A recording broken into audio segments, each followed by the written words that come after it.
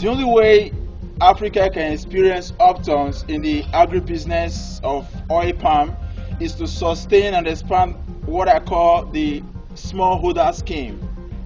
Africa is faced between the strangulating ropes of underdevelopment and in development. Most likely or never, Africa has never been able to fully explore our innate natural resources. So the government tends to sway to suckle on the readily found rather than to focus on the long-term abundance.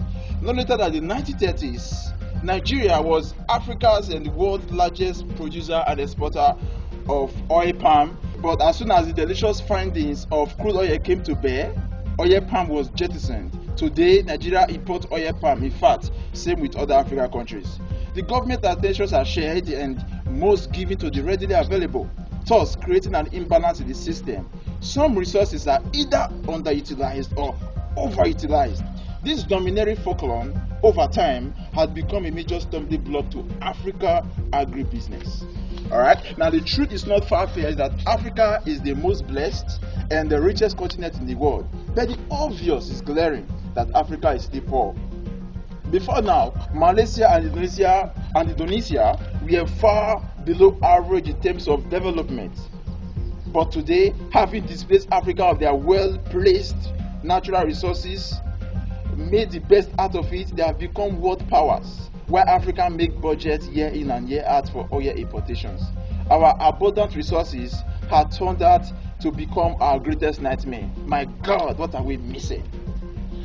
Government plantations over the years have not yielded much. They make big plantations and go into big hectares of land in order to be able to have enough revenue for the whole year. And these have led Africa aback for such a long term as this. So I have come up with a smallholder scheme. When we embrace the smallholder scheme, maybe lands are being partitioned, lands are being spread abroad.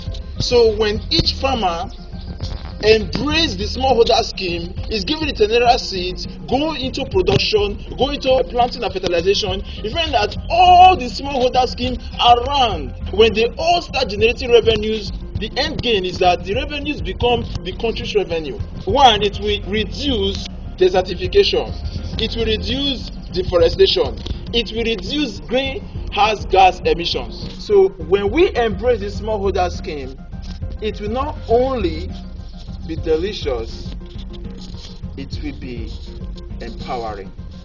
Thank you very much.